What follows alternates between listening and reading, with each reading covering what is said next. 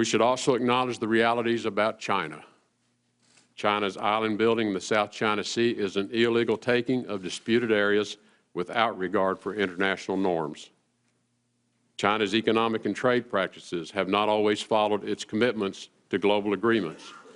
It steals our intellectual property and is aggressive and expansionist in the digital realm. It has not been a reliable partner in using its full influence to curb North Korea. China has proven a willingness to act with abandon in the pursuit of its own goals, which at times has put it in conflict with American interest.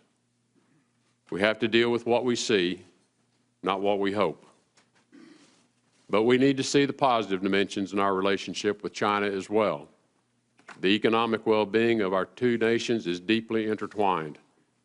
China has been a valuable ally in curtailing certain elements of radical Islam. We should not let disagreements over other issues exclude areas for productive partnership. We must also be clear-eyed about our relationship with Russia.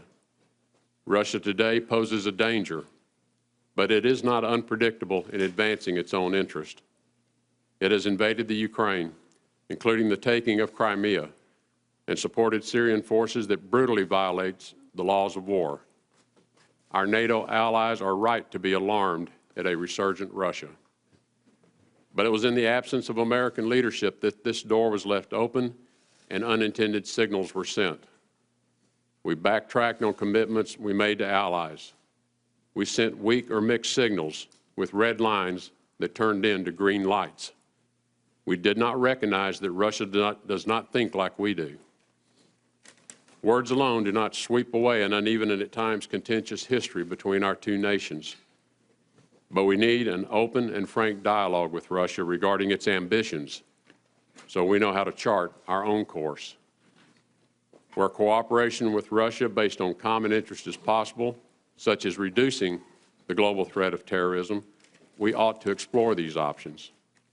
Where important differences remain, we should be steadfast in defending the interest of America and her allies. Russia must know that we will be accountable to our commitments and those of our allies, and that Russia must be held to account for its actions. Hey there, thanks for checking out CNBC on YouTube. Be sure to subscribe to stay up to date on all of the day's biggest stories. You can also click on any of the videos around me to watch the latest from CNBC. Thanks for watching.